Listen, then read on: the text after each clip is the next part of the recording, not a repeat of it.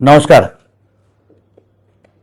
महाराष्ट्र सरकारने एक ऐतिहासिक निर्णय राज्याच्या मच्छीमारांच्या भविष्याच्या दृष्टिकोनातून घेतलेला आहे। तो म्हणजे आपण मासेमारीच्या बंदीचा कालावधी हा 15 ऑगस्ट पर्यंत केला। हल्लीत झालेल्या अधिवेशनामध्ये राज्य सरकारने मत्स्य खात्या मंत्रालयाने ह्याबाबत मी स्वतः त्याचं निवेदन केलं।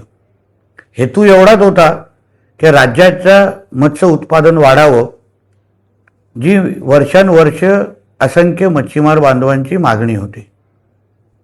आता त्याच्यात एक तांत्रिक माहिती देण्यासाठी मी आपल्या समोर आलेलो आहे की ही बंदी कालावधी 15 ऑगस्टची ही महाराष्ट्रापुरती आहे, पण केंद्र सरकारच्या नियमानुसार 1 ऑगस्टपासून मासेमारी सुरू होते आणि आपल्या सर्वजणांना माहिती आहे 12 नॉटिकल माइल्स पर्यंत राज्याची हद्द असते।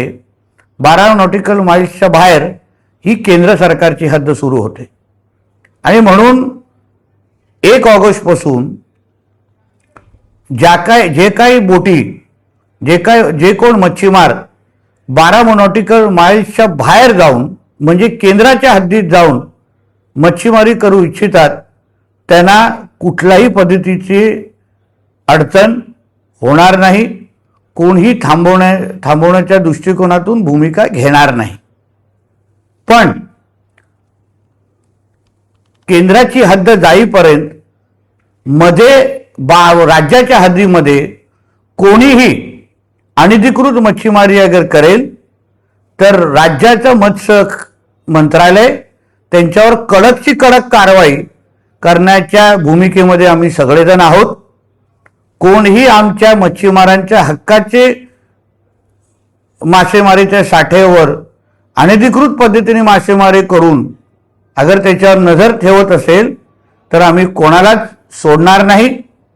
परत एकदा आपल्याला सांगतो की केंद्राच्या हद्दीपर्यंत जाण्यासाठी कुठलीही अडचण नाही।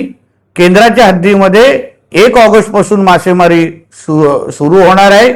राज्याची हद्द किंवा राज्याच्या हद्दीमध्ये 15 ऑगस्टच्या नंतर मासेमारी आपण करण्याची सुरुवात करत आहोत।